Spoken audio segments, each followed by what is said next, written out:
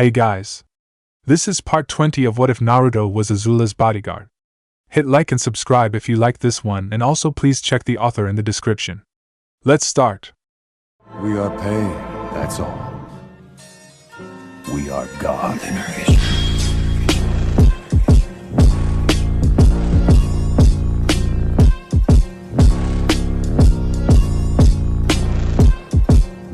Chapter 57. Rising Tensions and High Bids. Location: Masu. Everyone was silent as they looked at Naruto. They were stunned at what had Naruto just told them, courtesy of the targeted client that he was seducing last night, to his never-ending horror. Are you absolutely sure about that, Naruto? Anko asked him. They had expected to go up against only one member of the Akatsuki. Having two there changed the whole thing. He scowled at her. Do you really think I would make something like that up, Anko? He asked. I heard it straight from Nezumi's mouth. Both Kisame and Kakuzu are coming to the underground auction. Why the hell would Kisame be coming to it in the first place? Soijetsu demanded. He could understand Kakuzu's motive for hunting down big bounties, but he didn't know why Kisame would be there. That is, until he remembered that the remaining swords were going to be there as well. He's going to try and get the swords himself, isn't he? He asked in growing dread. The thought had come across my mind, the blonde admitted.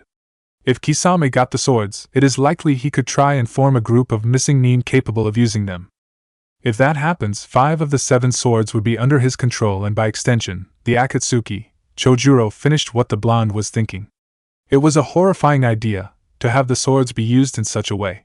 They belong in Kiri, and they were supposed to serve only Kiri. That was the idea the Kiri team set out for, to bring the majority of the swords back. This could be a problem, Sokka muttered. He had been collaborating with Jiraiya with the plan-making when it finally came time to take Kakuzu out, but with Kisame in the picture, they would have to possibly come up with a completely new plan. Are you kidding? This is a bonus, Reimu declared with excitement. With him here, we now have a chance to recover all of the missing swords, including Samahada. They could all understand his reasoning, but they also knew that wasn't the main reason he was excited. He was more excited about the fact that his uncle was going to be there, well within killing range. That may be, but you have to remember that we weren't expecting him to be here, Jiraiya told him pointedly. This puts us in a completely different predicament. Maybe we should abort? Karen suggested. She wasn't trying to be a coward, but she did know when it wasn't a good idea to be around extremely powerful criminals. No! Reimu shouted, startling everyone. We may not have another opportunity like this ever again. We know the location of the missing swords, each and every one of them. And you would just let them go. There are some things that are worth more than the swords, Reimu, Chojuro reminded him. Please remember that if Kisame is trying to create such a group, he'll want all 7 of the swords. If he finds out that we're here, he's going to make a beeline right at us.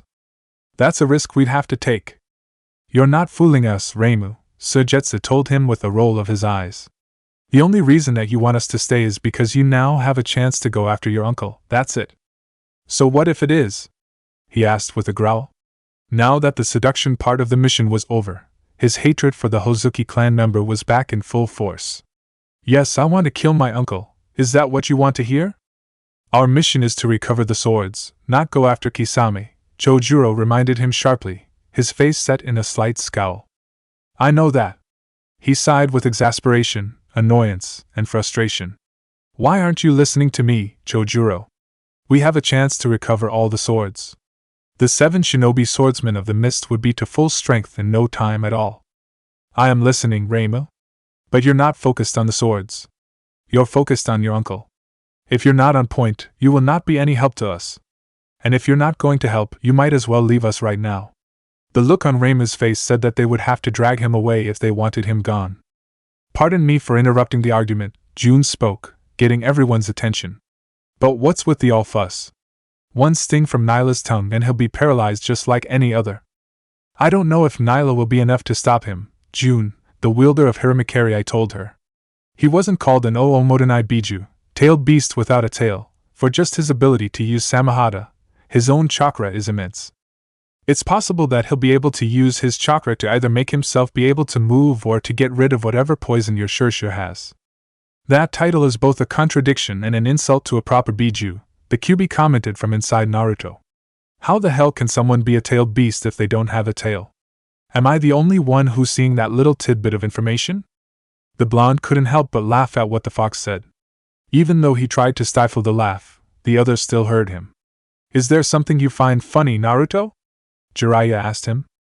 It's nothing, my tenant's complaining, that's all, he replied with a small shake of his head. That's real mature of you, Naruto. My tenant's complaining, the fox mimicked his voice, making it sound a little higher pitched than it actually was. You're one to talk about maturity, he retorted. Who was the one either laughing his furry rear off or critiquing me when I was in the club tonight? Oh come on, you have to admit the bodacious blonde comments were funny. Not when they're about me, they aren't. He really didn't want to remember all the comments that the fox had spoken while he had been on stage, but they were coming back in full force. If I want to laugh at a blonde, I'll listen to Ino when she's hot for someone. So you do listen to what they say, the QB said in triumph. I knew it. The fox, like the rest of his team, had been urging him to reacquaint with the Konoha teams. It was he who finally started the process when he goaded the blonde to help Sokka win a shogi game against Shikamaru. Oh, shut up! He yelled at the Biju. It's not business of yours if I choose to be around them or to stay separate from them. Of course it's my business, I'm inside you. And quite frankly, you trying to avoid the Konoha shinobi is getting a little more than annoying. Would you please just be friends with them again already? This hovering in between being friends with them or not is getting old. He was about to retort, when an idea came to mind. Guys, we've been thinking about Kisame's abilities as well as unconsciously thinking that we'd have to fight him and Kakuzu together. What if we just separate the two of them? He suggested out loud. The people in the suite fell silent as they all thought it over. That actually could work, Anko admitted. There was a bit of a risk to the plan, but if they pulled it off, they might have a chance of killing them both. The Konoha teams had the information on the two members that were going to be there. It was just a matter of sharing it and figuring out who fought out. You're welcome, the QB told Naruto, knowing full well that it was his words that gave the blonde the idea. I thought I told you to shut up, he replied. The important thing isn't if we can split them apart, it's how we do it, Sokka pointed out. We're going to have to do something a little complex than the old switcheroo if we want to fool them. Maybe not, Azula replied. We have 3 groups here and the 2 Akatsuki members are probably here for different things. If we entice them, we could separate them. And how do we plan to do that? Yugo asked her. Kakuzu goes after targets that have high bounties and Kisame is probably here for the swords. But they both have a mission to capture Jinchuriki and bring them back to their HQ. Great, and here I thought I was done being the bait, Naruto said with a groan, covering his eyes with his hand.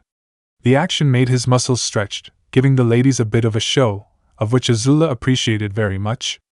Look at it this way, you won't be seducing them, Sokka remarked. That's a point to him, Jiraiya commented. Nobody really paid attention to the comment, they had just gotten that used to the whole point thing. Besides, it won't just be you there, Naruto, Reima told him. I'll be there too, auctioning for the swords. That sentence made both Suigetsu and Chojuro look over at him. Whoa, hold on, what do you mean I'll be there too? Suigetsu asked him. If anyone's going to be there with the blonde, it'll be me or Chojuro. But I have to be there, he protested. I have to be there so I can see Kisame with my own eyes. Oh, is that the excuse you're going to use now? Before he knew it, Reimu had grabbed him by the shoulders and slammed him into the nearby wall, pulling the kunai he always fiddled with and held it up against his eye. I have a right to be there, Suigetsu, he yelled. I have a right to look that bastard in the eyes as he dies. I have the right to stab him to death with this fucking kunai. They could all tell that if he could, he would do it with no hesitation. Jiraiya, Anko, and Naruto all had a brief flash of remembrance of Sasuke when killing his older brother was his first priority. It was eerily similar to what they were seeing now. Suigetsu lost the calm expression he had worn ever since the two of them had started arguing when he heard that sentence. It was replaced with a look of anger. I've got as much of a right as you do, Reima. So don't talk about rights in front of me. What right do you have? You're a fucking traitor. You're probably more likely to join Kisame than fight him. But you're not going to help him. He's going to die for killing my dad, he stated. He was surprised when Suigetsu swatted the kunai out of his hand, and making it fly across the room and the other wall. Suigetsu turned the tables against him by twisting around, making him pinned against the wall. In case you've forgotten, Reimu, your father wasn't the only one who died that night.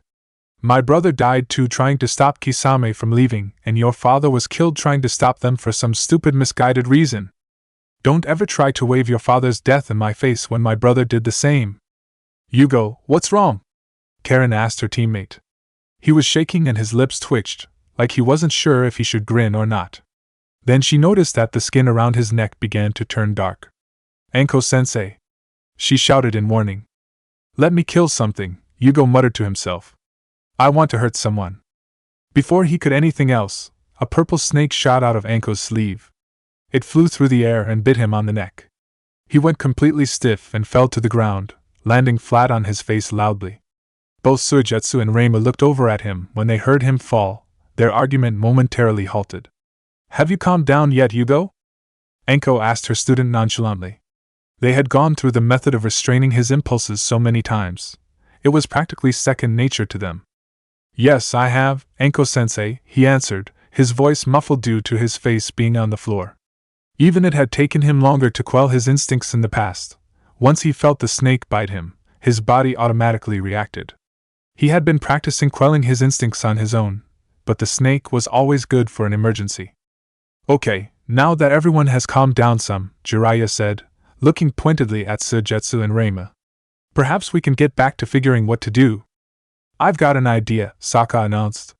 What we do is have 4 people go into the underground auction, while the rest of us hang back and make sure there aren't any interruptions. Once the 4 are inside, they wait for the swords to appear and then bid on them. Once they win them, they walk out and with any luck, Kisame and Kakuzu will follow. Who's going to go? Karen asked him. That would be Anko, Suigetsu, Reimu, and Naruto, he answered, surprising the Kiri team. They were expecting only one of them to go, not the 2 who were more likely to fight than work together. Aside from FS-sensei, Anko has the biggest bounty here, which will get Kakuzu's interest. Suigetsu will let Kisame know that the swordsmen are after him and Reimu will let him know that he's there for revenge.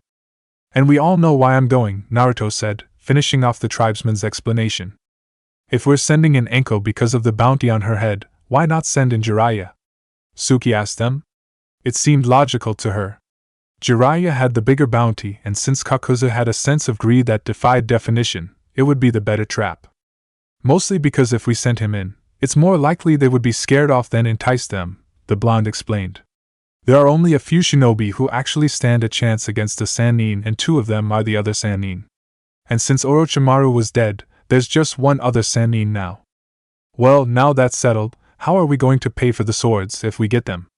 June asked. That was the one part of the plan she thought they hadn't really figured out yet. Or so she thought. That's the easy part, Jiraiya told her.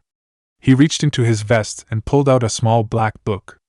I want this back and I expect it to only be used in the underground auction, he told Naruto, handing the blonde the book. Who the hell do you think I am, FS-sensei? You? He asked as he took the book. Are you sure he has enough money? Chojuro asked. He felt justified in the fact that if they didn't have enough cash, they wouldn't be able to get the swords. Losing treasures of the village because they didn't have enough money was probably one of the most embarrassing things that could have happened to them, not to mention getting on the bad side of the Mizukage, which was something he wanted to avoid. To answer his, fairly understandable, legitimate question, Naruto simply opened the book and showed its contents to the rest of the room. It turns out that little black book was Jiraiya's checkbook, and what was inside it stunned everyone. It is not possible to have that many zeros on a single page, June objected. Never in her entire career as a bounty had she seen such a large number in one spot. Both Azula and Suki nodded in agreement.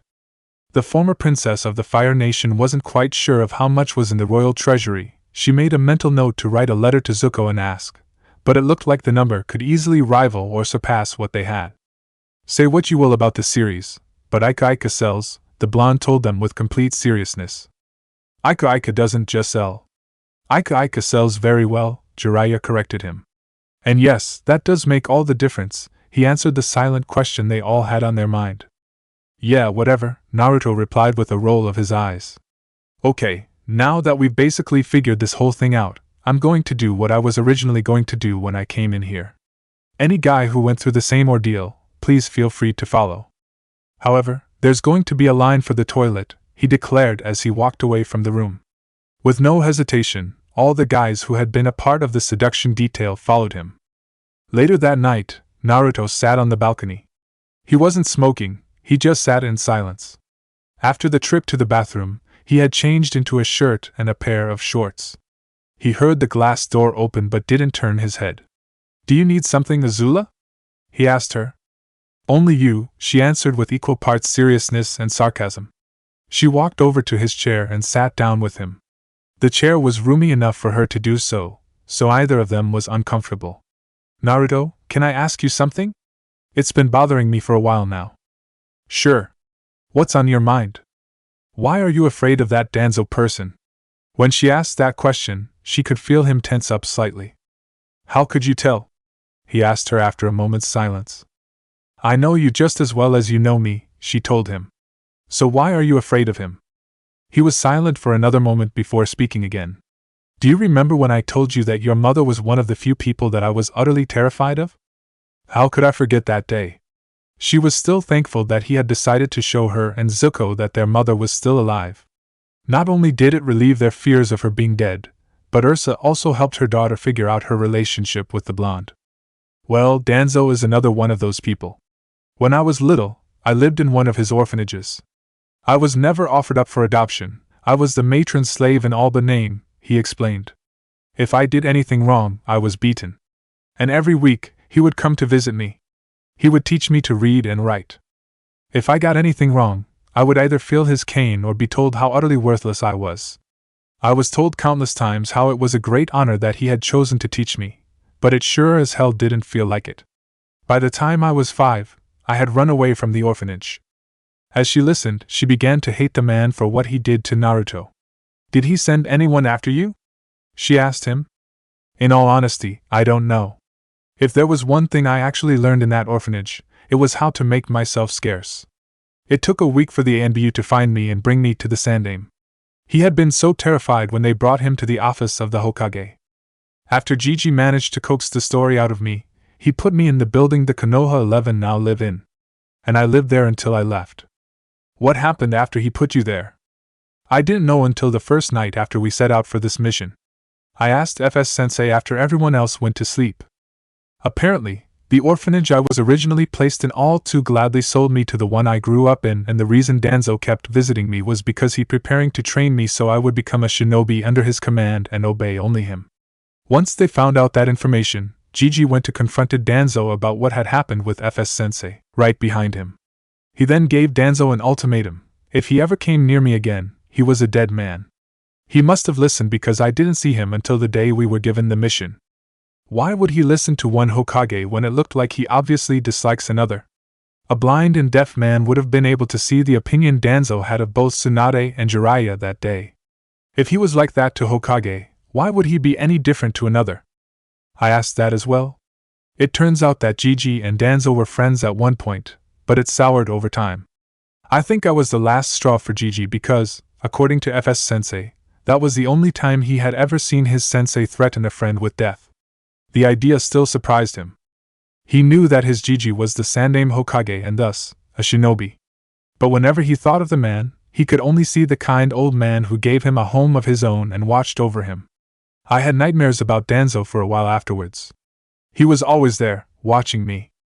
It was like no matter where I tried to hide, he always found me with ease and always had that kami-forsaken cane ready to use. He suppressed a shudder. I was glad when I entered the academy. That's when the nightmares of him finally disappeared. "He won't hurt you anymore," she promised him. "I'll burn him to ashes before that happens again." "Thank you, Azula." He was grateful for her promise. It was good to know that even though he was still afraid of Danzo, he wouldn't be alone in confronting him. A small part of his mind idly wondered if Jiraiya would stand by him as well. Ever since the Toad Sage had started training him again, his feelings of anger and distrust were gradually diminishing. And in all honesty, that scared him.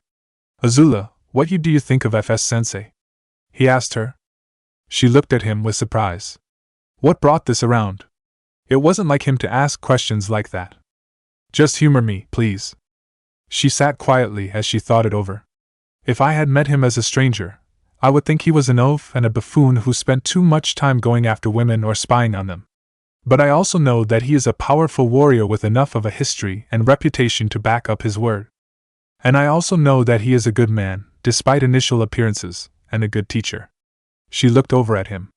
Why do you want to know what I think about Jiraiya anyway? It's nothing, I was just curious, he told her, trying to brush it off. She didn't buy it for a moment. If you're curious about something, you don't ask others what they think about it, Naruto, she replied, looking him in the eye. What's on your mind? I don't think I hate Jiraiya as much as I did before, he finally admitted. Isn't that a good thing?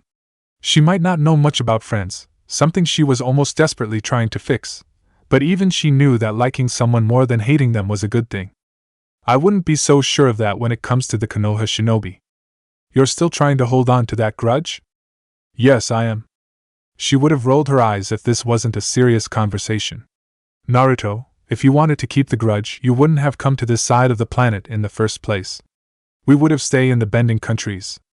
I had to come. I made a promise. Besides, we both know that the Akatsuki wouldn't just stay in the elemental countries.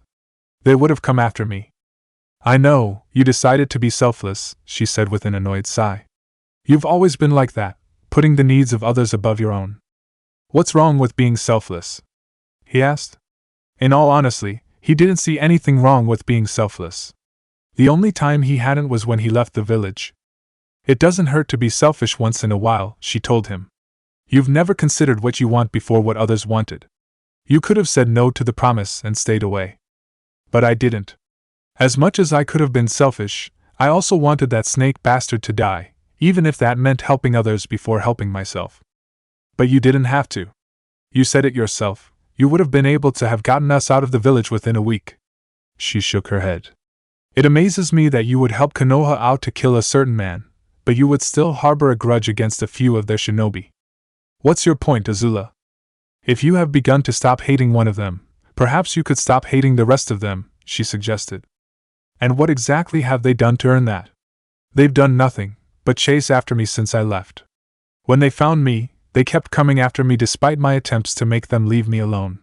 If they had left me alone, I might have forgiven them, and I stress the word might. If you don't want to forgive them, why do you interact with them? She asked him. That's mostly because you and the others keep badgering me to do something with them, he grumbled. Not to mention that the furball has been doing the same damn thing. Get over it, Kit, the aforementioned furball told him. The least you could do is talk to them. Naruto, even if we have been badgering you to interact with the Konoha 11, we did no such thing with you and Team Ebisu, Azula told him with a small victorious smirk. You did that all on your own. There was nothing really he could say in response, she had him there. If he thought about it, it was a way of apologizing to them for Kozan. What do you want me to do? Try and be friends with them? It wouldn't hurt. You taught me that. I don't expect you to be a hypocrite. You'd be surprised. I'm serious, Naruto. You have to try. He signed. I can't believe I'm having this conversation with you of all people. I was expecting to have it with Jiraiya or Sokka. You'll probably still will. Sokka might be especially pushy. They both knew Sokka was among the more vocal of people in the team trying to get him back on friendly terms with the Konoha teams. Quite frankly, she was surprised the two of them hadn't come to blows about it yet.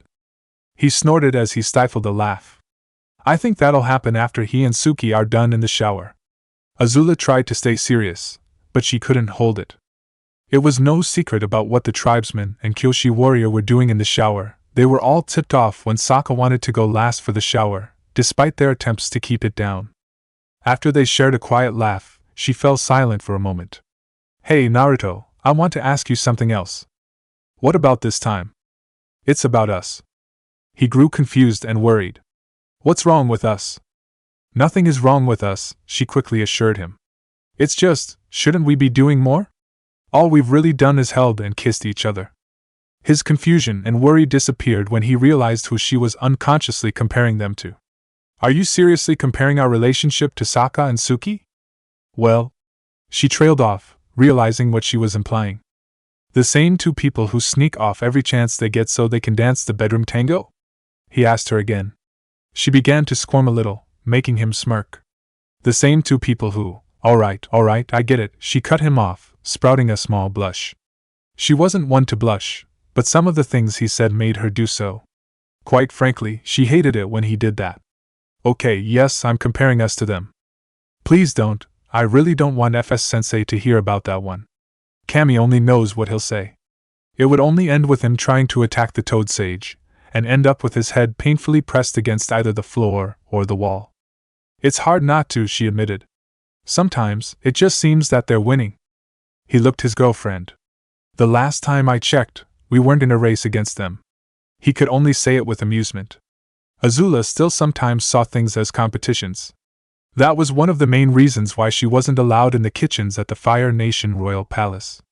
Are you in that much of a rush to get into my pants? It's kinda hard not when I keep wondering what they're doing, she replied with both sarcasm and a little embarrassment. The images that kept appearing in her head whenever she thought about it were enough to make her blush, especially after she made the mistake, in her opinion, of reading a few chapters of Ika Ika, and she didn't blush easily. How do you not wonder the same thing? Probably because I'm not a virgin, he answered with a small shrug. Then he froze, having just realized what he said. I beg your pardon? She asked him, an accusatory tone filling her voice. Oh, Kami, take it, he swore. I don't suppose that you'll be nice enough to forget what I just said? He was kinda hoping that she would, but he also knew that the odds were not in his favor in this one. He finally got his answer when he saw the look on her face. I thought not. Who exactly was the taker of your virginity? She all but demanded. Why exactly do you want to know? I want to know. Then I'm not going to be much help, because I really don't know who it was exactly, he admitted a little sheepishly. The memory still brought a slight blush to his cheeks whenever he thought of it. Apparently, she noticed the blush. I want details, now, she growled, straddling his waist and towering over him. Had this been any other situation, he would have the position they were in a little kinky. But it wasn't the time to comment on that. All right, but you're going to have bend down a little. She did so, and he began to whisper in her ear. As she listened, her eyes got wider and wider in surprise, shock, and simple amazement. And that's what happened. He finished. Did you really do all of that? It was the only thing she could ask him. She couldn't believe what she had heard come from his mouth. As far as I can remember, yes, he answered, a lazy and amused smirk on his face. Are we a little jealous? Yes, we are, she replied. You are mine, and no one else's. She then claimed his lips in a passionate kiss. That led to a hot and somewhat nosy make-out session that went on for quite some time. It finally ended when Jiraiya stuck his head out and told them to go to bed, or he would put that little scene in his next book. They obeyed his orders rather quickly. 2 days later, the group who was going into the underground auction made their way into the forest. The mood among them was a little tense, and it wasn't just because of what they were about to do. Ever since the small shouting match the two had, Reimu and Sujetsu hadn't really said much to each other, mostly because they kept a sweet's distance between each other, and when they were in the same room, Chojuro was watching them like a hawk. In fact, the only thing they had really said to each other was regulated to things like, could you pass the salt? We're almost there, Anko announced as they leapt through the treetops. She held a map in her left hand, looking at it briefly before focusing back on where they're going. We'll descend to floor level and walk the rest of the way. She began to jump down to lower branches and the other three followed. They landed with practiced effort. Someone would have only heard them if they knew what to listen for. They walked through the forest, keeping quiet. After a few minutes, they came across a large tree that had a hole that was just big enough for a human to pass through. This is it, Naruto announced. He walked towards the tree and into the hole. After they saw him get in safely, they followed him one after each other. Once they were inside the tree, they found themselves on a staircase that spiraled downwards. They walked down the stairs, going deeper into the earth. They felt a chill surround them as they went deeper, but they ignored it. By the time they reached the bottom, if they hadn't trained themselves to ignore when it's cold or hot, they would have been shivering. Just in front of them was a tunnel, with a human standing in front of it. He wore a simple gray kimono and had a katana at his side. You here to auction for something? He asked shortly. Yeah, we are, Naruto answered, stepping forward. The day before, they had decided that Naruto would be the spokesperson. The main reason was because his constant refusal to wear a Konoha headband, which had started when he and Team Avatar were kidnapped, would mark him as a missing nin to most eyes. The guard's eyes roamed over the group. Strange group, he commented. Why should it bother you? the blonde asked in return, his tone slightly accusing. The other three recognized the tone and shifted their footing, becoming more prepared for a fight. It's just pretty odd to see shinobi from rival villages be together, the guard remarked, placing his hand on the katana. That was the only thing he did, but everyone could tell he was ready for a fight too. Especially with you here, he continued, looking at the blonde. And what's that supposed to mean? Suigetsu asked him, joining in the conversation. A missing nin with 2 Kiri shinobi and 1 from Konoha? He asked rhetorically. People will be suspicious. People can go fuck themselves, Naruto told him. We're here to auction for things your bosses are selling, that's all that matters. Fair enough, the guard conceded, removing his hand from the katana and stepping off to the side. Go ahead in. You'll be given a catalog once you actually get there. Right, thank you. They walked past the guard and into the tunnel. Kisame and Kakuza sat far back in the seats of what looks like a theater that was carved out of the rock. The stage was carved out like a gaping hole in the wall. If someone would draw eyes at the top, it would have looked very much like a monster roaring at those who would sit before it. The seats weren't carved out of the rock like the rest of the room, but were rather made out of wood and furnished with somewhat comfy pillows. The idea was that they were comfy to make sure you didn't squirm around, but not so much as to make accidentally fall asleep, which had happened once. Full crowd, Kisame commented as he looked around the place. The seats were gradually being filled as people who stood around and talked began to look for open seats, as well as people who came straight in and sat down. It's always been like that, Kakuzu replied. Ever since they began traveling to the underground auction, he had been wondering why the ex-swordsman had come along. He didn't give any reason, so he just decided to come along for the trip. Another annoyance for Kakuzu was the fact that if he went into his rages, he couldn't just take it out on Haiden. It was a little aggravating, but he had several years of practice holding it in. How long until the actual thing starts up? The wielder of Samahata asked him. He was a little antsy, due to the fact that Samahata itself was locked away in a storage room. One of the more prominent rules about the underground auction was that before and during the auction, all weapons were to stay separate from their owners. The only people who were armed in the hall were the security. It will begin in a few minutes, he answered shortly. Movement at the door caught his eye. It seems we have just become very lucky. What do you mean? The blue-skinned man looked at the door as well and saw an interesting sight. Naruto Uzumaki walked into the hall with 3 others. He made no attempt to hide himself, he just walked right on in. Oh, I see your point. That's not all, Anko Mitarashi is with him, Kakuza said. One could almost hear his sense of greed filling his voice. She had quite the high bounty on her head. And Suigetsu Hozuki too, his bounty a little small, but I'll take it all the same. I don't know who their 4th member is, so he's probably nobody. Only to you, Kakuzu, Kisame said quietly. He knew who the 4th member was. In the back of his mind, he knew that this day would come. Do you know him? He would be my darling nephew. And the last time he saw me was when I killed his father, he explained. Although his fellow Akatsuki didn't hear it, his voice had the slightest amounts of bitterness and regret in it. They're here, Reimu quietly announced as they walked to their seats. As he walked, his was shooting his uncle with the most hateful glare he could muster.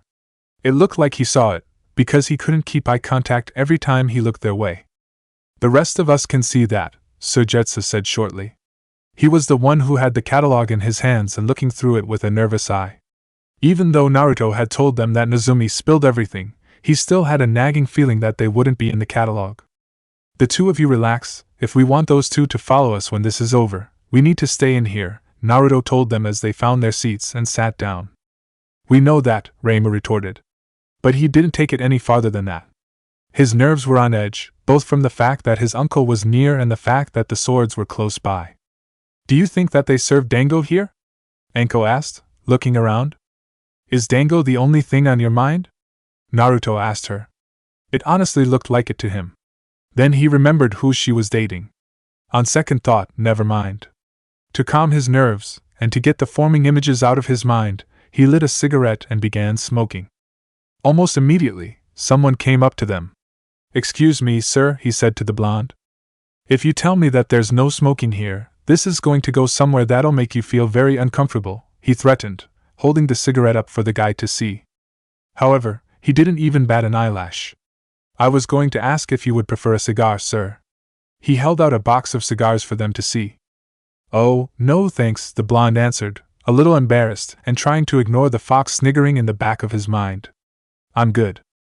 "In that case, sir, please remember to use the ashtray on the arm of your chair." He pointed at said ashtray and then walked away. "Well, that was a little embarrassing," Reimu commented. "Shut up," Naruto told him with a small glare. "It was bad enough as it was, nobody need to make it worse." "And not a word of you either," he told the fox. "I found it," Suigetsu suddenly declared. A few other people looked at them, but the rest just ignored them. Apparently, they were used to spontaneous outbursts. "I found the swords in the catalog," he told them in a much quieter voice. "Where are they?" Reimu asked, looking at the catalog. When he saw where they were in the catalog, he frowned. "We're going to have to sit through all of that?" he demanded. "Looks like it," Anko said as she took the catalog. "Let's just be grateful that it's one of the last items on the list." Everyone heard the rapping of wood on wood and turned to face the stage. Standing at the podium was a woman. She dressed to impress, wearing a kimono that showed off of all her curves and in the same color as her highlights. Her lips were full and rosy red, forming a small smile that would have been illegal if it was on a younger girl.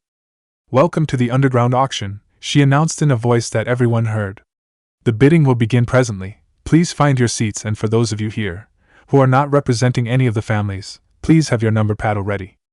"Sounds like it is starting," Karen commented as she watched the entrance to the underground auction. She, along with the rest of the teams, had followed at a distance.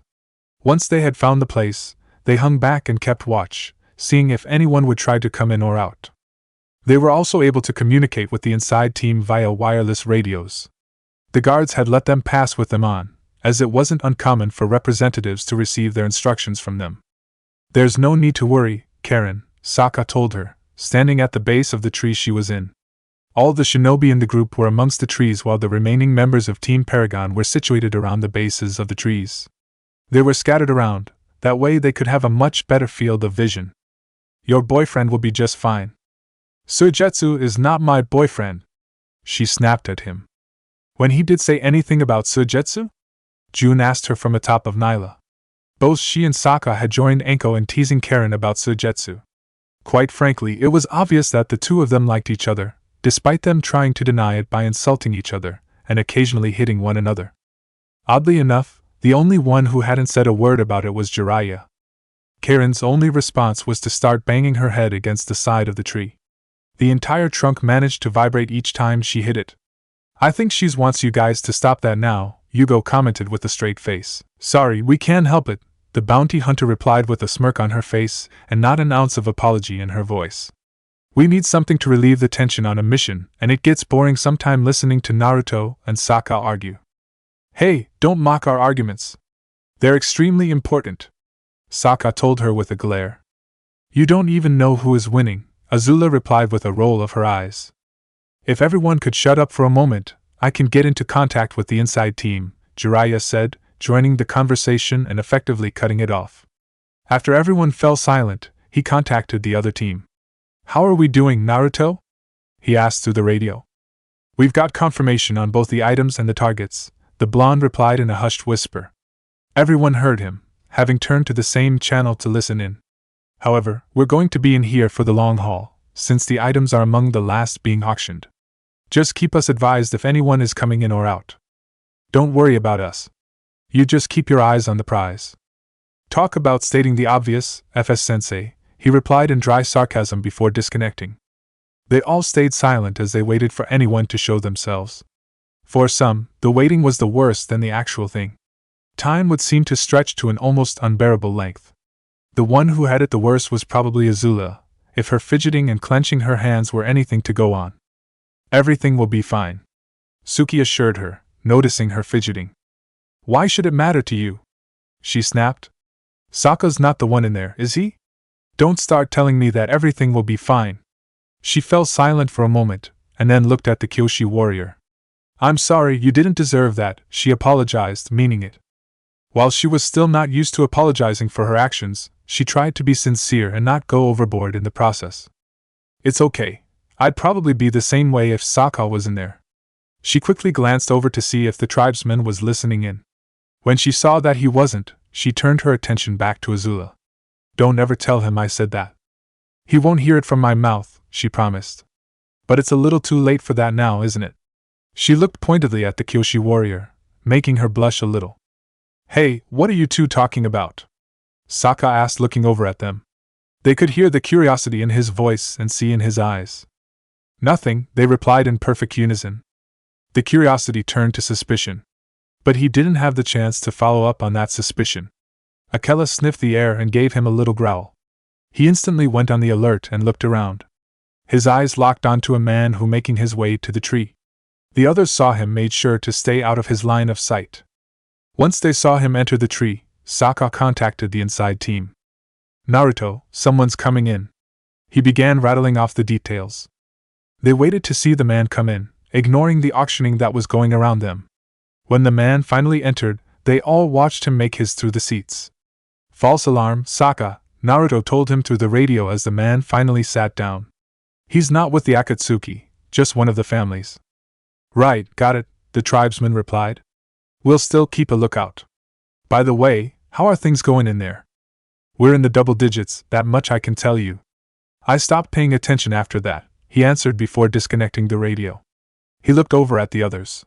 Does anyone know what number we're at exactly? I think we're at the 80s, maybe, Suigetsu offered uncertainly. Other than that, I don't know. I think it's safe to say we now know why it started early in the morning, Anko commented. We're going to be here a while. We already established that fact, Reima said shortly. Ever since they had sat down, his gaze had never left his uncle. If looks could kill, they would have lost count of how many deaths Kisame went through. Relax, Reimu, she told him, scowling lightly. I know it's going to be a while. I was just being sarcastic. Well, we really don't need it, right? Hey, if we keep this up, they're going to kick us out of here, Suigetsu reminded them with a pointed look. And we don't want that. We just have to wait it out. Naruto pulled out the book he had been working on. That's why I brought this. Opening to the page he had left off at, he began writing again. While it honestly looked like he was writing, he was also keeping track of the people who were coming and going. As the underground auction dragged on, more and more people stopped bidding. The representatives were among the ones who bidded, but as the items went on, even they began to stop. Through all of this, the inside team kept track of the people who went in or out of the hall. So far, not one of them went near the Akatsuki members. I'm beginning to think that nobody is going to meet up with the target, Enko said quietly into the radio. So, we're probably going to strike out on the information pumping idea. It was a long shot at best, Jiraiya admitted.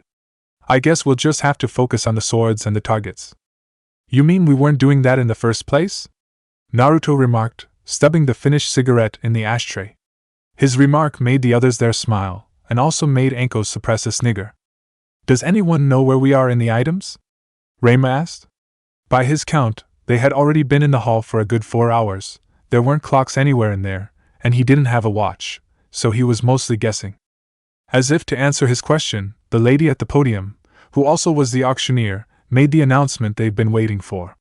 Item number 2962, the remaining 4 swords from the 7 shinobi swordsmen of the mist. The swords were pushed onto the stage behind her. They rested in glass cases, so that everyone could see them. When Reimu and Suigetsu saw them, they both gave a small sigh of relief. The opening bid is 10,000 ryo. Do I hear 10,000? One of the men in the front raised his hand. The representative of the Kinkuchi family bids 10,000. Do I hear 15,000? Another man raised his hand. The Chitetsu family bids 15,000 ryo. Do I hear 20,000? Time to join the game, Kisame thought as he raised his paddle. Number 120 bids 20,000. Do I hear 30,000? We need to get in there, Suigetsu said in a whisper. Already on it, Naruto replied as he raised the paddle in hand. Number 97 bids 30,000 ryo, the auctioneer said without missing a beat. Do I hear 40,000 ryo? A third man from the front raised his hand. The representative of the Teku family bids 40,000. Do I hear 50,000? Kisame, Kakuzu said shortly. I know, he replied, raising his paddle. Number 120 bids 50,000. Do I hear 100,000 ryo? The auctioneer asked the crowd. Most people were glad to have silently made the decision to stay out of the bidding for this item. Even the representatives who were bidding for it were now considering backing out if the price would get any higher any faster. Their bosses hadn't given them any direct orders on obtaining the swords, but they mentioned an interest in getting them. Currently the only ones who were interested in the swords were the Akatsuki and the inside team. Nevertheless, Naruto responded by raising his paddle. Number 97 bids 100,000. Do I hear 200,000 ryo? The auctioneer asked the crowd. I can stay in a bit longer, the first man thought as he raised his hand. The Kinkuchi family bids 200,000 ryo. Do I hear 300,000? No one answered for a moment. 300,000 going once, going twice. Kisame raised his paddle. Number 120 bids 300,000. Do I hear 400,000? Naruto instantly raised his paddle. Number 97 bids 400,000. Do I hear 500,000? Taking a risk, the representative from the Chutetsu family stood up. I bid 2 million ryo, he declared. Everyone looked at him in surprise. That was high number for certain. The Chutetsu family bids 2 million ryo, the auctioneer said calmly. Do I hear any other bids? Ha, I can top that easily, Kisame thought as he stood up. I bid 200 million ryo, he announced loudly. People were now looking at him and began whispering to themselves. What are you doing, Kisame? Kakuzu asked him, a small amount of anger and fury entering his voice. While his greed was well known, Kakuzu was also known for being incredibly stingy. He hated losing any more money than that absolutely needed. It was this conversation that usually led to him going into one of his rages. I'm making sure that they come after us, he replied, looking over at the four in question. What the hell are we going to do? Reimu demanded in a harsh whisper. There's no need to worry, Naruto assured him with a lazy smirk. If Kisame thinks he can beat us with a big amount of money, he's about to be sorely mistaken. Gaki, if you're thinking what I think you're thinking, don't you dare, Jiraiya ordered through the radio. Relax, FS-sensei, he replied. It's not like you won't be able to afford it. Number 120 bids 200 million ryo, the auctioneer said in a matter-of-fact tone of voice. Do I hear any other bids? No one said a word. What are you waiting for here, Naruto? Suigetsu asked him, getting agitated. The right moment to tweak their noses, he replied with nonchalance. 200 million going once, the auctioneer said. 200 million going twice. That was when the blonde decided to stand up. I bid 800 billion ryo, he announced in a loud voice. If the people in the hall were surprised by the prices before, now they were downright shocked. No one had ever bidded for something on that high of a price. When Jiraiya heard the price, he could only groan in misery. Number 97 bids 800 billion ryo. Do I hear any other bids? 800 billion going once, 800 000 000 000 going twice, 800 000 000 000 going 3 times, sold to number 97. She declared, banging her gavel. Gaki, I'm going to murder you, the Toad Sage threatened the blonde through the radio. Chapter 58, Gaining and Taking. Location, Masu. Everyone else had pretty much left once the underground auction had been finished. The families who were in charge this year were packing up and getting ready to leave. Meanwhile, Kisame and Kakuzu waited until all the other guests left the underground hall. Are we going to leave now? Kakuzu asked. His patience had run out. Yeah, let's get going, Kisame replied. After the underground auction had ended and the successful bidders went to claim their prizes, a message had been given to them. It was a simple message. We'll be waiting. They had decided to wait until they were sure everyone that wouldn't be involved was out of the way. Toby didn't need any more unneeded chaos unfolding. They rose from their chairs and walked out. The afternoon was passing along as they came out of the tree. In front of them were 2 trees, each had an arrow carved into it, pointing in the opposite direction. Pinned above to the arrows were pieces of paper. The one on the right read, "This way to the bounties." The one on the left read, "This way to the swords." Looks like they want to split us up, Kisame said with a grin. He was looking forward to the fight and quite frankly, he didn't want Kakuzu to be in the way. If he had to guess, they had thought of the same thing and were being considerate. It wouldn't matter if they were trying to get us both or trying to separate us, his fellow Akatsuki member replied. Their bounties are mine and I will tolerate no opposition from that goal. And that includes you, he told the wielder of Samahata. He only grinned wider. He knew that Kakuzu wouldn't hesitate to kill him, and quite frankly, he wouldn't either. The difference was that he would a slightly more difficult time against one of the zombie combo than the other way around, but that would only make the fight more enjoyable for him. That's fine by me. Odds are I won't see you later. Goodbye, Kakuzu. He walked past the tree that pointed to the left. Kakuzu didn't watch him leave but went past the tree that pointed to the right. He knew that he wouldn't die. He would claim those bounties and collect the money. Perhaps he would be able to cash in on Kisame's bounty as well. They've split up, Naruto announced, opening his eyes. His clone had just dispelled, passing the information to him. Kakuzu coming this way and Kisame went the other way. It's been a while since we've had a good fight, Azula commented, readying herself for the upcoming fight. Ever since they had come to help get rid of the Akatsuki, she didn't really have a good excuse to use her bending, aside from her sparring sessions. In addition, she didn't want to reveal her abilities in front of any unwanted guests who may place her on the bounty list. You did read the report on him, right? Suki asked her. Due to the fact that they were going up against S-rank missing needs, they read the reports Orochimaru had written about the Akatsuki members he had known, except for Tobi, whom they have no information on. For the Kyoshi warrior, Kakuzu was one of the more unnerving ones. Of course I did, she replied. That just makes me even more excited. Please don't rush into the fight, Azula, Naruto told her, his tone slightly pleading. They were about to fight a guy who had more than the mandatory amount of hearts, who had lived during the time of the Shodaime Hokage, and would probably go after his own mother if the bounty was high enough. I really don't want you to lose your heart to this guy. She managed to smile both sarcastically and warmly at him. It's nice to know that you care about me. Could you two do that later? June asked them. She didn't mind if they decided to act lovey-dovey in their own way when they had time, but when they were about to get into a fight that could cost one of them their lives was not really the place for that kind of thing. Of course, it also reminded her that out of the entire Team Paragon, she was the only one who remained single. When this is all over, I should probably start looking for a boyfriend, she thought.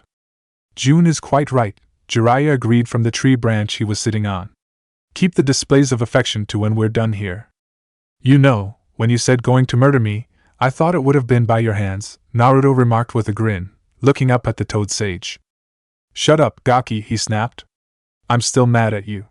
Do you realize how much money you cost me?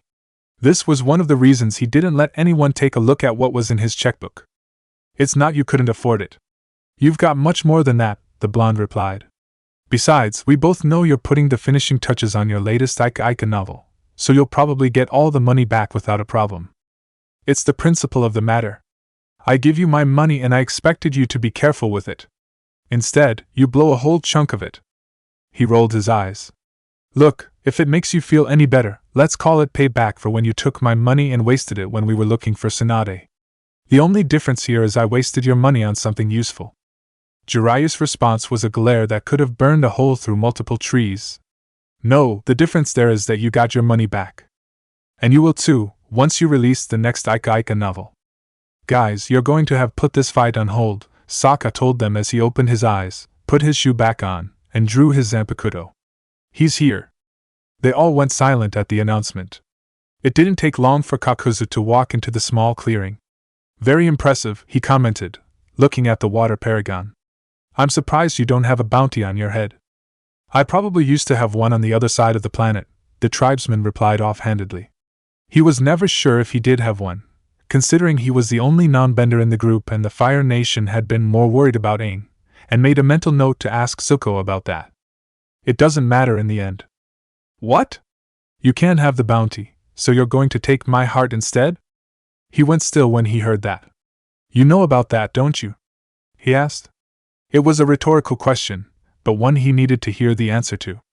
You can thank the snake bastard, Naruto told him, growling out the last two words. He wrote some good reports on you guys. I see. He stood in silence before clasping his hands in a seal. Then let's skip the pleasantries. With pleasure, Azula said with a light in her eyes as she slipped into a stance. Defend your kingdom of snow-covered forests, Kuroga, Sokka intoned, his Zanpakuto splitting into two. Both he and Kakuzu charged each other, swords meeting fist in a loud clang. They stood in the middle of the clearing, trying to move the other person. Kisame walked through the forest. He didn't have his hand on Samahada's hilt, but he knew that he was either walking into a trap or a fight.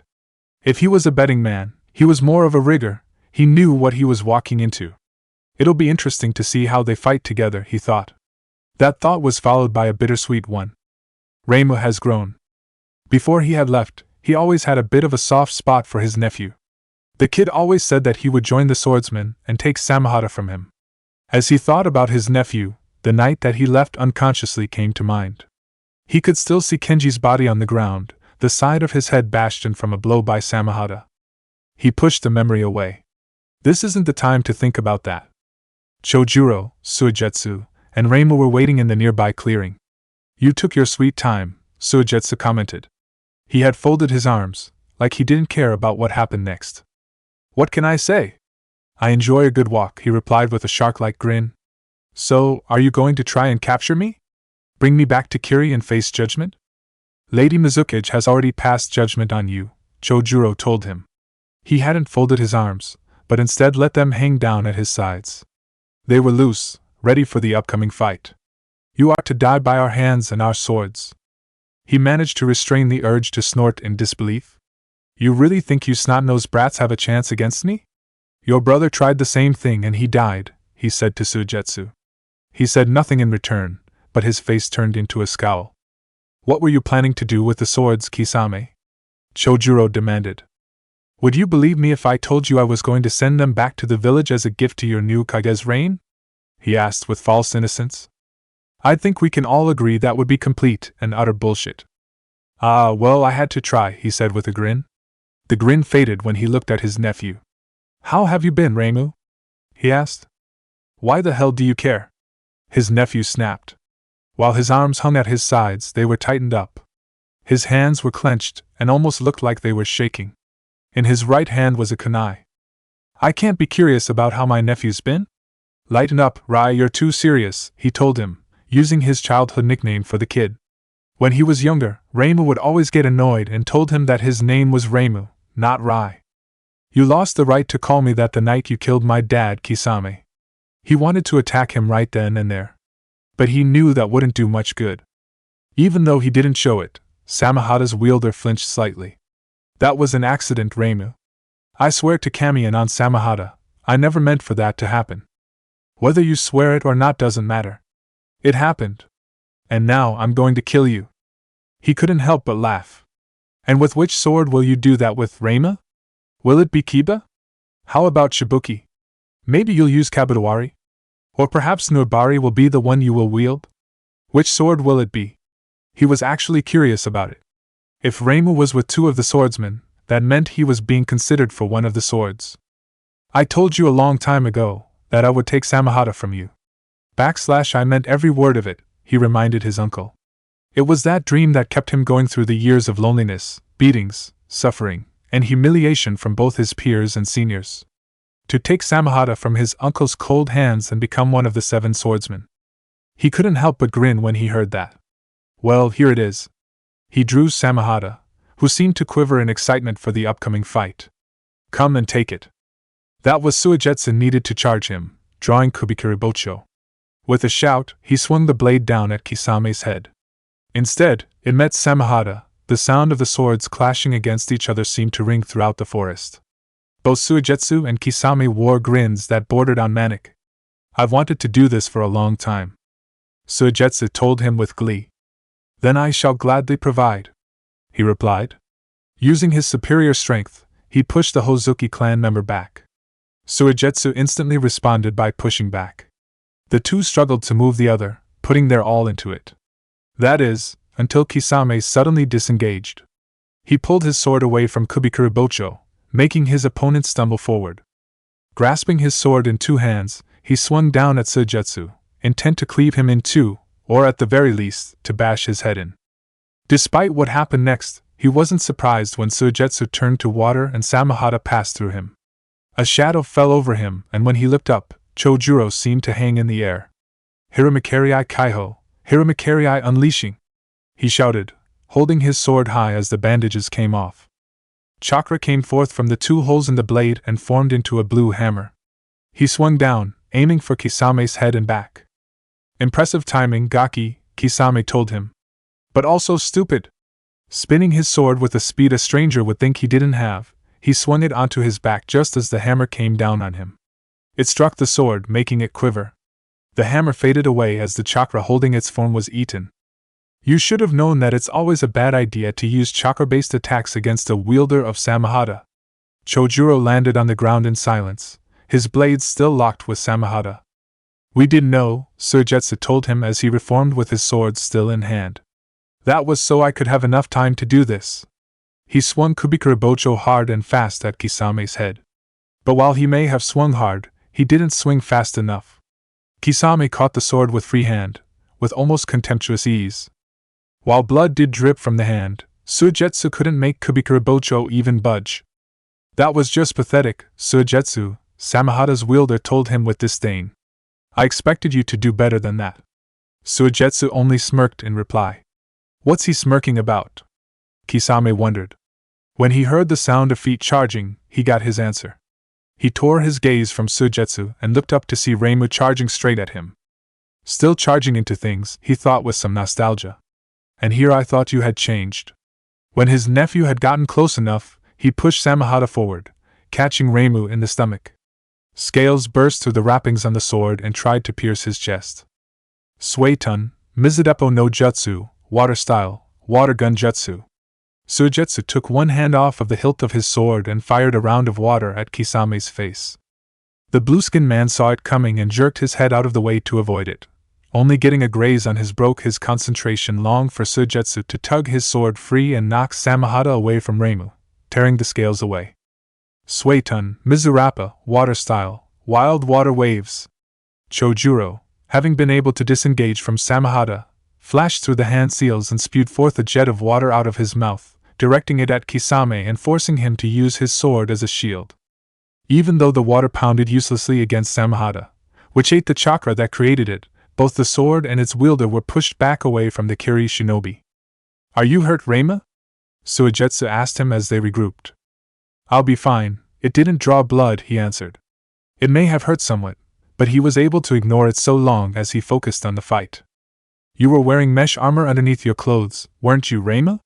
Kisame asked, hefting Samahata onto his shoulder. The graze on his cheek healed and faded away within a matter of seconds. That's very smart of you. His gaze focused on all of them. However, I can't say the same for your plan of attack. Calling it adequate would be generous. We're just starting here, Suigetsu told him. That's a hell of a grip you've got, Saka commented as Kakuzu held his Zanpakuto tightly. You wouldn't happen to be using Doton, Domu Earth Style, Earth Spear, would you? The fact that the skin on his hands and arms had darkened had tipped off the tribesman. And how would you know that? His opponent asked. Like Naruto said, the snake bastard wrote some good reports on you guys, he answered with a smirk. He made sure to write down all the jutsu you use. He even described the effect of the jutsu in great detail. It won't help you. Even though you know what the jutsu is, you cannot escape it. Besides, why bother asking me about it if you already knew what it was and what it could do? He tried to put more pressure on the pair of swords in his hands. Yet, try as he might, he couldn't break them. Actually, you're wrong about the first thing, Saka told him as he pulled his Zanpakuto free, slicing Kakuzu's palms open. As for the second thing, I wasn't saying it for my benefit. He dropped to the ground and rolled away as the sound of lightning filled Kakuzu's ears. Fry his ass, Azula! Naruto ordered. His girlfriend heeded his words and directed the lightning she had been generating straight at Kakuzu's heart. It flew from her fingertips, towards his body, and pierced his heart, tearing through the other end. He went stiff as the lightning entered his body, and when it vanished, he fell to the ground. That's one down, Jiraiya commented from his branch. Due to his anger at Naruto for spending so much of his money, he told them that he wouldn't join the fight unless things got out of control. It was met with minimum complaint, mostly because they were no strangers to fighting without his help. In silence, they watched as Kakuzu stood back up. Very impressive, you lured me into using an Earth-style jutsu so you could exploit its weakness, he applauded them. It seems that those of you that have bounties on your heads will probably be worth it. As for those of you who don't have bounties, I'll try to remember your names. You make it sound like you've already won the fight, June remarked. It was a little weird to hear him say something like that, if she had to be honest, although she would never admit it out loud. He had gotten a bolt of lightning, though his heart fell down dead, and then just got back up, speaking like nothing had happened at all. "It's only a matter of time until you're all dead," he told her. "But I may have to be a bit more serious than usual if I want to claim those bounties." He reached up to the zipper of his cloak and began to pull it down. Once it was at the bottom, he shrugged the cloak off and tossed it away. "By the spirits," Suki said in horror. She had to fight down the urge to throw up at the sight. "And I thought Orochimaru was disgusting," Sokka commented with disgust. Kakuzu's skin was covered in enough sticks that made it look like he was sewn together. On his back were 4 masks, with the one that was positioned over where his heart was supposed to be was completely shattered. Before anyone could say anything else, his back ripped open and what could only be described as black blood poured out from it, carrying the masks with it. "Now, shall we begin?" Kakuzu asked as 4 monsters-like creatures with the masks for faces stood behind him. It was a little intimidating, and anyone else would probably have run away at the mere sight of the monsters. Even Shinobi would feel unease when looking at them. And even though they were a bit disturbed by what they saw, the members of Team Paragon did not allow it to overwhelm them. "You might want to wait on that thought," Naruto told him with a bit of glibness, looking at the one with the broken mask. The creature in question collapsed to the ground and looked like it melted, leaving only a large puddle. "Okay, I think it is dead," the blonde said. "We can now resume the fight." June took that as a command. She leapt from atop of Nyla. Both she and Sokka had decided to keep the Shurshu and Wolf out of the fight, and drew her whip. "Come on, big fella, let's dance," she told the creature that had the wings attached to its body. It responded by trying to swipe her through her midsection. She danced away and stung it with the end of her whip.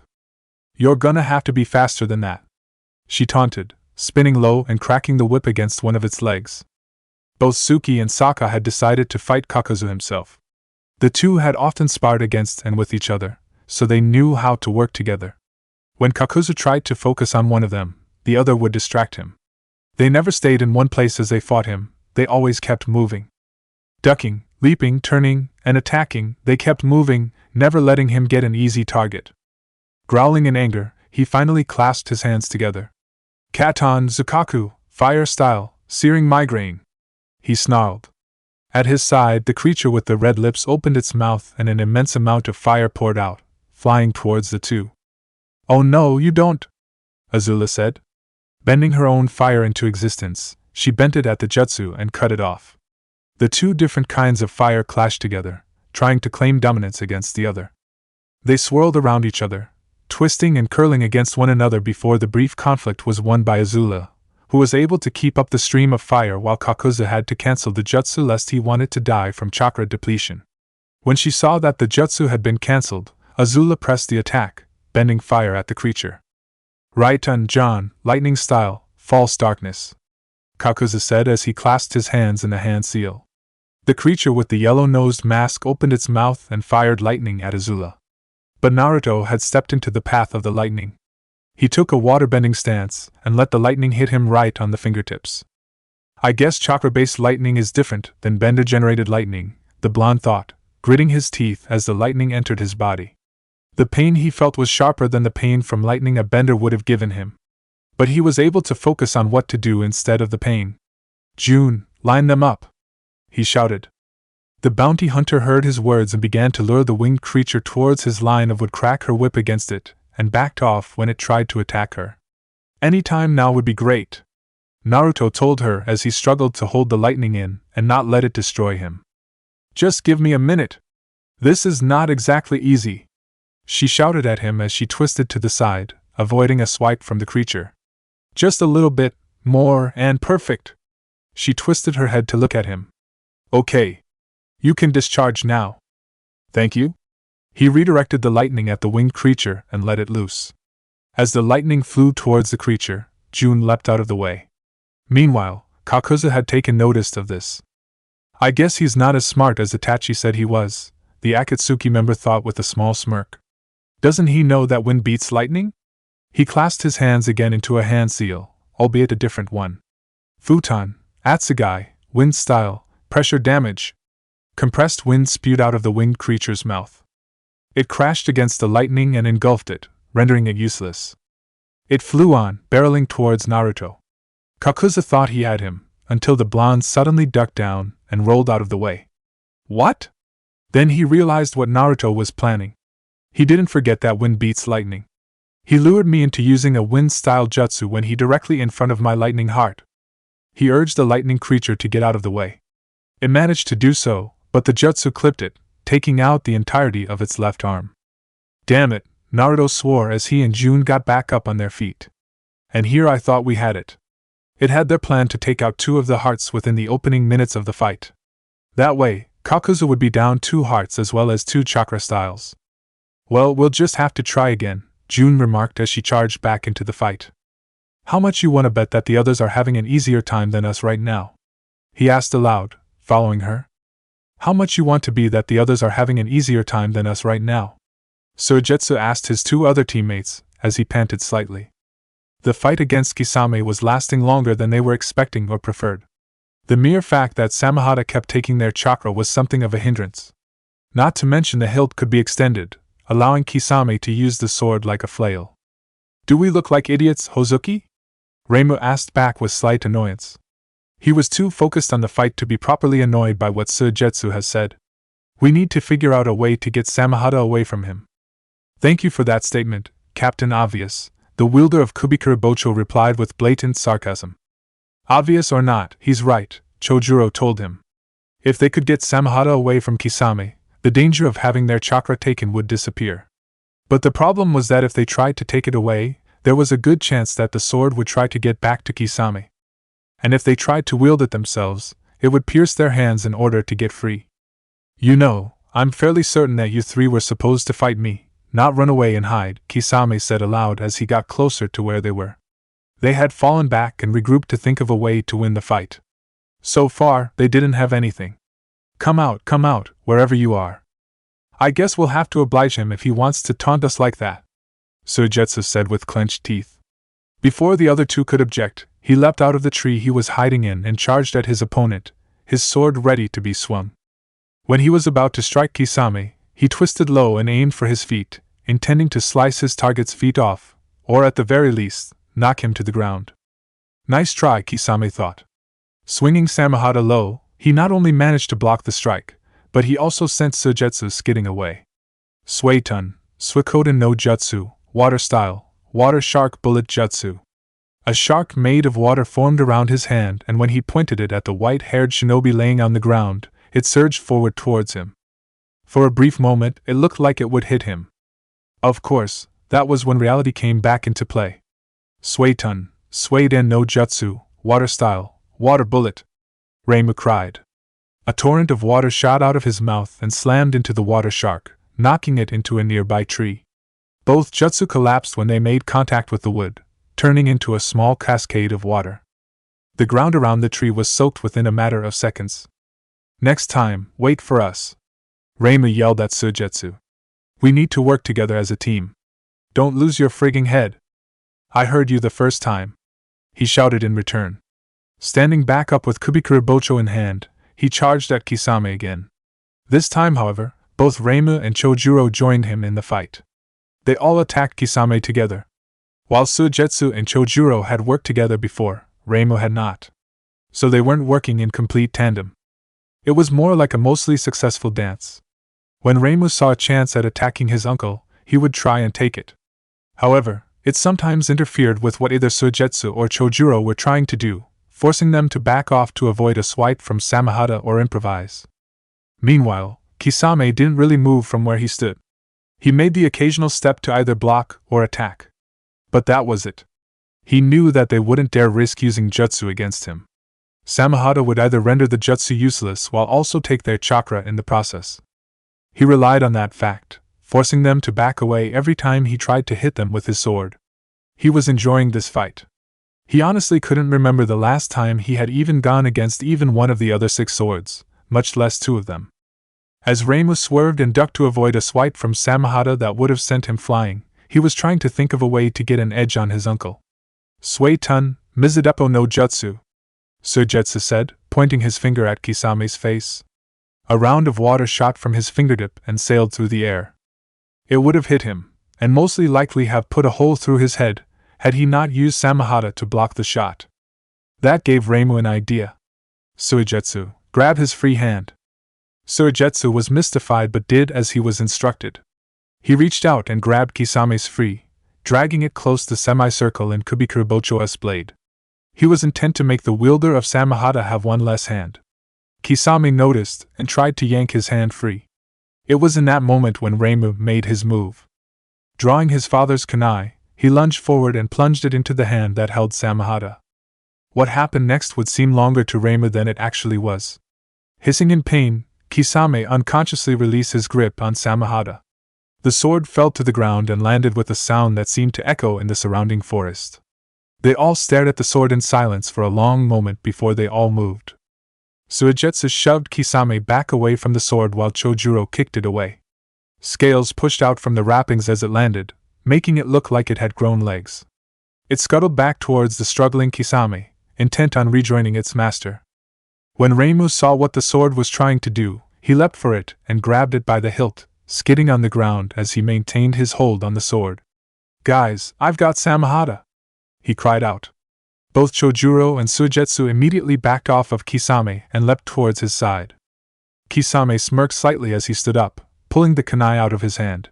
"Do you think that because you have Samahata, you have an advantage over me?" he asked them, making them have looks of doubt appear on their faces. The look of doubt on Reimu turned to pain as he yelped in pain and surprise. "I see Samahata doesn't like you, nephew. You might want to let go of it now." "Like hell!" he roared back, even though his body was agreeing with what his uncle was saying. He could feel Samahata trying to get free, the scales biting into his hands. In the back of his mind, he could feel a sense of anger, outrage, and desperation. Like the sword was angry at him, and wanted to leave but couldn't. He tightened his grip on the sword, but that only made the scales dig deeper into his hands, letting the blood drip to the ground. Both Suigetsu and Chojuro noticed the blood dripping. "Guys, you take care of Kisame," he told them with gritted teeth before they could say anything. "I'll keep them separated." "He's not letting go?" "That's a first. Gutsy fool he may be, but he's brave enough to endure Samahata's pain," Kisame thought, surprised by the sight. Most people that Samahata didn't like would have let go of the hilt within a matter of seconds. But Reimu still held it, even though it was evident that his hands had pierced. "I have to give him credit," he acknowledged as Suigetsu and Chojuro attacked him again. "He's lasting longer than most people." But there was something else about Samahata when it was held by a person it didn't like. If they didn't let go, the sword would drain them of their chakra. Reimu would let go of Samahata. He would lose his life, and Kisame would regret it, but he would let go.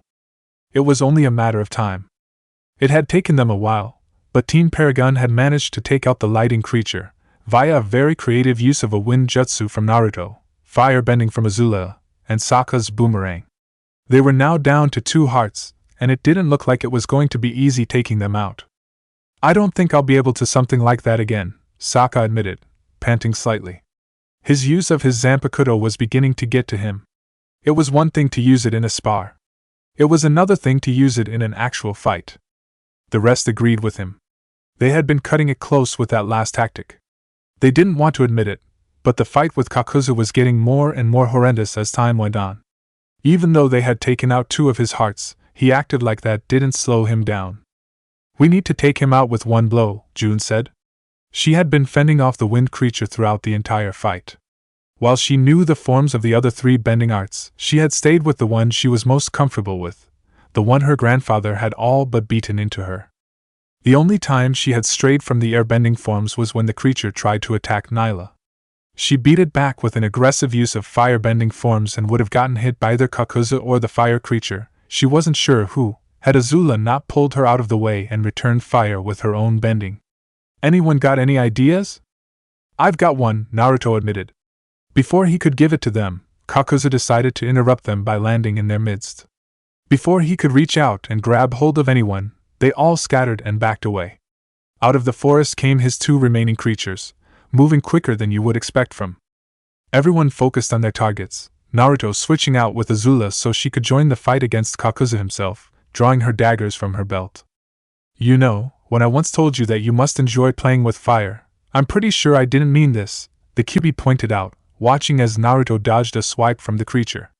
"I'm pretty sure I was talking about Azula." "That's actually the same basic thing, Fox," he replied as he threw a kunai at the creature, hoping to distract it as he got behind it. Both are likely to set me on fire if I ever give them a very good reason to be pissed off. And I'd say I already did that with Mr. Creepy here. He took a step back to avoid a claw aimed for his head as the creature turned around to face him. If he had to hazard a guess, the kunai didn't work. Futon, de tapa, wind style, great breakthrough. He breathed a gust of wind, aiming it at the creature. It traveled fast and slammed into the creature's midsection. It wasn't enough to tear it in half, just enough to send it flying it back into a leapt for it, hoping to break the mask. But when he saw that it got back up and was ready for him, he made a clone to throw him out of the way. Have you ever considered the fact that you might not be the best choice for fighting this thing? The fox asked him. The only elemental jutsus you know are wind style, and in case you haven't noticed, this thing uses fire style. Oh, trust me, I've noticed. He glanced over to where Sokka was trying to slash Kakuzu's legs. He had seen what the tribesman had been working on with his Zanpakuto. The only reason he hadn't used it on Kakuzu was because he wasn't sure if he could be fast enough. Sokka, switch out. The water paragon glanced his way. Are you sure about that? He asked, ducking a punch from his opponent. Just do it.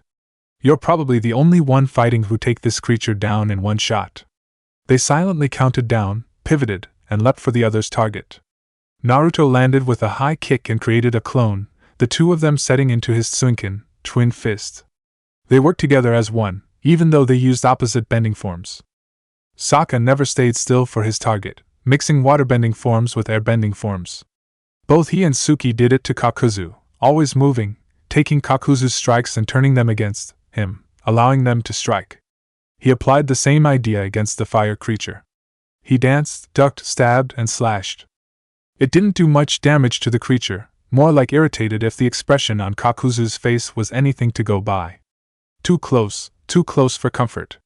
The tribesman yelped as he rolled away from a jutsu the creature used. Would you stop dancing around and take that thing out already? Azula yelled at him.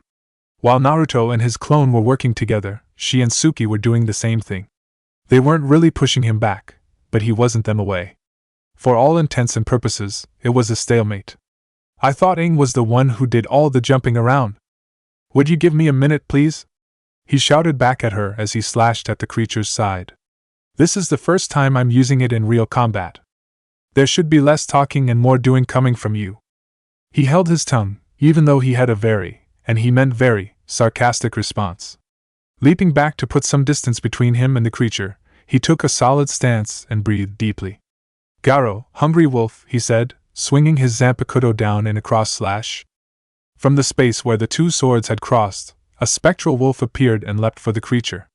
With a speed too quick to be seen by untrained eyes, it tackled the creature and began to rip it to pieces. There was no hesitation in its actions and held no mercy in its eyes. The wolf tore chunks out of the creature and swallowed them whole. The creature tried to struggle, but the wolf's paws held it down. As more and more of its body were eaten, the struggles lessened. Finally, all that remained was the mask, which broke in half once the wolf stepped on it and faded away. What was that jutsu? Kakuzu demanded. Everyone else, including him, had stopped fighting to watch what would happen. He could feel the heart in the fire creature be torn apart as he watched the wolf devour it. It's not a jutsu, Sokka told him, keeping his swords ready. It's a move used with my Zanpakuto. It creates a spectral wolf that won't stop until it eats its target to the last piece. What he neglected to mention was that he wasn't sure if it would work on spirits or jutsu. And I believe it just took out another of your hearts, he reminded the Akatsuki member with a cocky grin. Wow, he just completely ignored lesson number 4, the Kyuubi commented as he listened to the explanation. To be fair, he doesn't know what lesson number 4 is, Naruto replied. That would be your fault, not mine. Alright, remind me to explain the lessons to Suki, Sokka, and June when I have the chance. Indeed. Nobody has ever taken 3 hearts from me, Kakuzu admitted. That just means I will just have to take 3 of yours and kill the rest. The only remaining creature leapt towards him, entering his back. The blackness of the creature turned to gray strings, sticking out from his back. Strings also burst out of his mouth, which made the mask he wore fly away. It made his arms elongated, breaking the strands that held them together apart. He went from looking someone who had an immense amount of surgery to someone who looked like he was a puppet that had his strings cut. Above his head, the mask of the wind creature appeared in the strings. Whoa, and I thought he was nasty before, June commented. Even though the guy looked a lot scarier, the bounty hunter, an air paragon, wasn't quivering in her boots. In fact, she looked like she didn't care what the guy looked like. So, anybody want to take him? I got it, Naruto declared, dispelling his clone. I actually enjoy taking guys like him out. Holding out his hand and concentrating, he began to form a Rasengan. Once it was fully formed, he focused his wind chakra into, creating the 4 blades spiraling around the blue center. They never seemed to comprehend the very idea of lesson number 9, he shouted over the sound of the air being cut. What kind of jutsu is that? Kakuza asked himself. It doesn't matter in the end. So long as I avoid it, I will be safe. He watched in silence as the Jinchuriki of the Kyuubi charged straight at him, jutsu in hand. If he could, he would have smirked. What a complete novice. All I have to do is jump, now. He leapt into the air, just as his opponent went past him. But unbeknownst to him, that was exactly what Naruto wanted him to do. Sucker! He thought in triumph, as he quickly skidded to a stop and pivoted around. Futon, Raisin Shuriken, Wind Style, Spiraling Shuriken. He cried as he threw the jutsu up into the air, watching as it slammed into Kakuza's back. And the fucker goes flying. The blonde shouted in triumph as the jutsu carried his opponent upwards. What he didn't know was that when he was about to throw the jutsu, Kyuubi added a bit of his chakra to it, stabilizing it as well as making his host's eyes briefly turn crimson, although thankfully, no one noticed it. They all watched in silence as the jutsu carried Kakuza high into the sky, cutting him in half as they went. But he was already in so much pain that he didn't notice. As he was engulfed in a sphere of wind, his mind went blank. He felt he was being pierced through countless times by countless swords. He only realized that he had lost his last spare heart when he saw the mask of the wind creature shattered into pieces and get swept away in the wind. When he felt his last heart getting torn apart, and realized that he was dying, he only had enough time to think, how could this? As the sphere of wind finally faded away, the group just watched as the 2 parts of their opponent crashed to the ground with a meaty thump. And that takes care of him, Azula declared triumphantly. Nicely done, everyone, Jiraiya congratulated as he walked out of the forest. The fight had covered a lot of ground and he hadn't moved from where he sat during the entire fight. You've successfully taken out a member of the Akatsuki. With any luck, that'll hinder them a good amount. I hope so, June replied.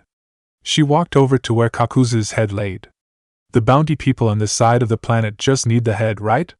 She asked as she bent down and grabbed the head. Yeah, pretty much, the Toad Sage answered. Good to know. She walked over to Nyla, who had followed Jiraiya to the group along with Akela, with the head in hand. Pulling out a sack from Nyla's saddle, she dumped the head into the sack. Twisting it close, she secured it on the saddle. Same as always, right, June? Naruto asked with a grin. It disappeared and was replaced with a brief look of surprise as Nyla tried to sting him with his tongue, making him duck and roll away. That was a compliment, you blind excuse for an overgrown rat. He shouted at the Shurshu as he stood back up. I swear, your mother was a rock that got humped by a badger mole. As much fun it is to watch you two play, we need to get moving and let the others know that we're done, Sokka informed them pointedly. He looked over at the wolf in the group. Akela, could you please tell the others? The wolf lifted his head and howled. Despite not having Samehada, Kisame was still able to fend off both Suigetsu and Chojuro. He used the kunai that Reimu had stabbed him with as well as a spare one from his pouch. It may have been more than a few years since he fought without Samehada, but as long as he waited for Reimu to let go, he would be just fine. While he dueled against the wielders of Hiramikari and Kubikuribocho, his nephew was fighting with the Samehada itself. The blade kept trying to free itself by wrenching itself free of Reimu's grip. But his hands held on with a steel grip. This made the sword lengthen the scales that were embedded in his hands, causing him more pain. The blood that had dripped from his hands now flowed. Forget it, he growled at the small voice that was pleading him to let the sword go. When he had first grasped the hilt, the voice had ordered him. You're not going anywhere. The sword's response was to try and throw him at a tree, but because of his grip, it went with him. Reimu, you okay? Chojuro asked as he took a quick look back at his teammate. I'm fine. Don't worry about me, just focus on Kisame, he answered as he got back to his feet. Even though he said that he was fine, he did not look it. His skin had paled, and his brow was caked in sweat, making his hair damp. If a stranger had walked by at that point, they would have thought he was wearing red gloves. But he didn't pay attention to the pain. He just focused on his idea. You will submit, Samahata. The sword seemed to hear his thoughts, as it tried to get free even more urgently. If you want to live, Reimu, then let go of Samahata, Kisame told him as he blocked a strike from Chojuro and avoided a jutsu from Suigetsu. If he had to be honest, he didn't want to see his nephew die because he was stubborn. Hell, he was still fond of him. The fact that he was considered for the 7 swordsmen had made the Akatsuki member proud. You should be less concerned about Reimu and more concerned about us, Kisame, Suigetsu told him, swinging Kubikuribocho up from the side. It missed Kisame's head by 1 or 2 inches when he leaned his head slightly to the side. He retaliated by thrusting the spare kunai into the hole of the sword. His intent was to hold it there in deadlock. However, that was not Chojuro's intent. Hiramikarii Kaiho, he cried, bringing his sword down over his head. The shape the chakra took wasn't that of a hammer, but of a longer sword. When Kisame realized that his hand and a good portion of his arm were going to be chopped off if he didn't pull it away, he did so quickly.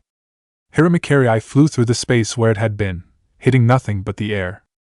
Kami, take it, he swore, stopping the swing before it embedded itself in the earth. Hey, watch it! Suigetsu yelled at him. The Hozuki clan member had stumbled backwards when Kisame had broken the deadlock.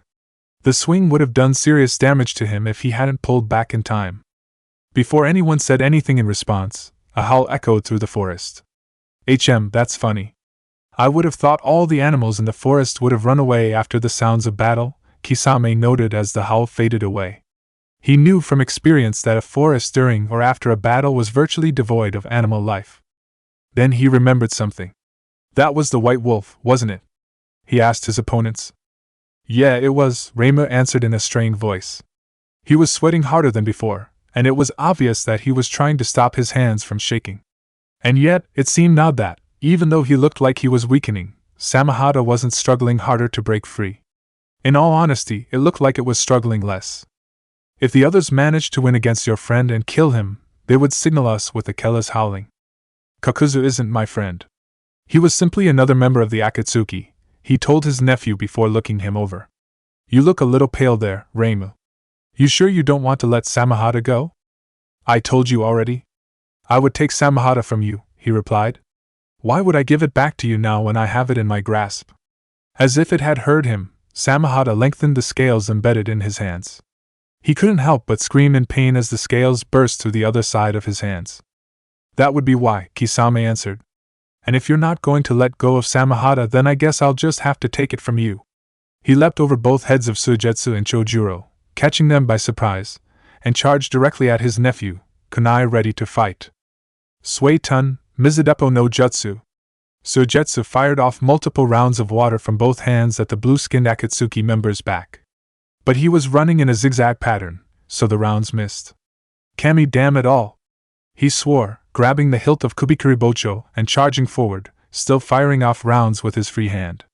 Come on, Chojuro! Don't even try it! Kisame spun around, flashing through hand seals. Suetun, Suikoden no Jutsu, Water Style, Water Shark Bullet Jutsu. Another shark made from water surged from his hand and swam through the air, making both Suigetsu and Chojuro leap to opposite sides of it. The shark decided to go after Suigetsu, who turned to water to avoid its teeth. It disappeared when Chojuro smashed it with a blue chakra hammer, courtesy of Hiramikarii. But as they did that, Kisame reached his nephew. Give me the sword, Reimu, he ordered. No way in hell, Reimu growled. He tried to swing the sword but couldn't get it halfway through the swing before his arms went limp. The tip of Samahata fell to the ground, followed by his legs. You're not taking it back, he said in small gasps as he sat against a tree. I need it. That's where you would be wrong. You do not need it. You want it. He reached down to grab Samahata. Now give it to me. No, he said as he tried to lift the sword, only for his hand to drop. Trying to focus, he raised the hand again and with a grunt of effort, threw Samahata away weakly. The sword spun once before landing onto the ground. I knew you would value your life more than the sword. The Akatsuki member reached out and ruffled his nephew's hair. He stood up and looked over at Sujetsu and Chojuro, who watched him in silence. What? Are you guys going to wait for me to be ready? That's not very shinobi-like of you. They didn't say anything in response, they just watched him. Deciding to ignore them, he walked over to Samahata and reached down to pick it up. But when he grabbed hold of the hilt, he got a nasty surprise. Scales sliced his hand open, forcing him to let go.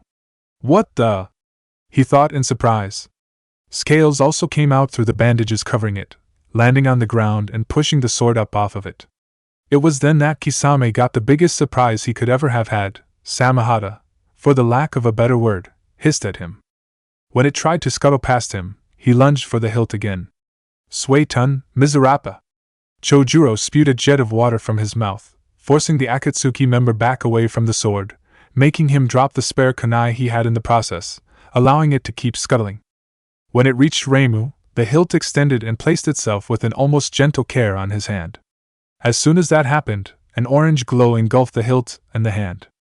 Immediately, Reimu's breathing got better and the holes in his hands began to heal. How is this possible? Kisame demanded as they all watched Samahata heal his nephew. Suigetsu smirked. I guess his gamble paid off, he answered smugly, hefting Kubikuribocho onto his shoulder. What do you mean? He means that this was the plan all along, Kisame, Reimu told him as he stood up, completely healed and with Samahata in hand. I wasn't just holding on to Samahata so that you wouldn't have it. I was deliberately pumping my chakra into it, all the while willing it to submit to me. He couldn't have been more surprised. You mean you risked your life force-feeding Samahata your chakra so it would like it so much, it would choose you over me? He couldn't help but ask. That seemed like one of the dumbest things anyone could have done. And yet, his nephew had pulled it off. It was a gamble, he admitted. But it was one I was willing to pay if that meant you would lose your greatest asset. And it worked. He lifted Samahata up and pointed it at his uncle. The fight is over, Kisame. Give up and give me back my father's kunai, he commanded. Kisame's response was to throw said kunai at his nephew and leap backwards. Suetun, Daikoden, he began to say as he landed, going through the necessary hand seals. But before he could finish, Reimu, who had caught the kunai with ease, leapt after landed and swung Samahata once. Kisame felt his chakra disappear from his control. I'll say it again, the fight is over, Kisame, Reimu repeated as he placed Samahata on Kisame's neck. Both Chojuro and Sujetsu did the same thing with their swords, forming a triangle around him. Then I guess I'm out of luck, he replied.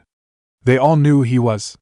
He couldn't try to fight against 3 of the swords, not without one of his own, which had just been taken from him, and he had a suspicion that the rest of the swords weren't there. His time had come, and he wasn't going to try and fight against it. Well, at least I had a decent fight before I died. His nephew wasted no time in relieving him of the belt that had carried Samahata for its wielder. Get on your knees, Sujetsu ordered him as Reimu turned away to put the belt on himself. Kisame did as he was ordered, kneeling on the forest ground with his back straight. Do you have any words to say before your execution? Chojuro asked him. Even traitors who were being executed were allowed the right to say something before they died. Yes, I do. He turned to face his nephew, who had turned his back. Reimu Tsuken, I am proud that it is you who has succeeded me with Samahata. Therefore I, Kisame Hashigaki, hereby order you to bear the title of Kirigakyu no Sane with pride and honor. Reimu didn't say anything in response. He didn't even turn to face him. And Samahata, I want you to keep an eye on Reimu, he continued. Kami knows he's going to need it. He closed his eyes and took a deep breath. I am ready, he declared, opening his eyes and bowing his head slightly, showing the back of his neck. Suigetsu raised Kubikuribocho over his head and swung down. With that one swing, he beheaded Kisame Hashigaki. It's done, he declared as the head fell to the ground. Chojuro pulled a bag out of one of his pockets and placed the head inside of it before twisting it shut. Let's get going, Reimu declared, still looking straight at the forest. We need to regroup with the others and let them know what we have done. They quickly hid Kisame's body underneath a tree, burying it in dead leaves and branches. When they were finished, they left in silence. It was their plan to come back and properly deal with the body once they had regrouped with everyone else. That area of the forest was quiet for a good 5 minutes. Then, what appeared to be a large Venus flytrap in an Akatsuki cloak stepped out from behind a tree. If someone was to look closely, they would have seen that there was a head in between the flytrap. The left side was white, while the right side was black. "Well, this is a problem," he said as he stood in front of where Kisame's body had been hidden.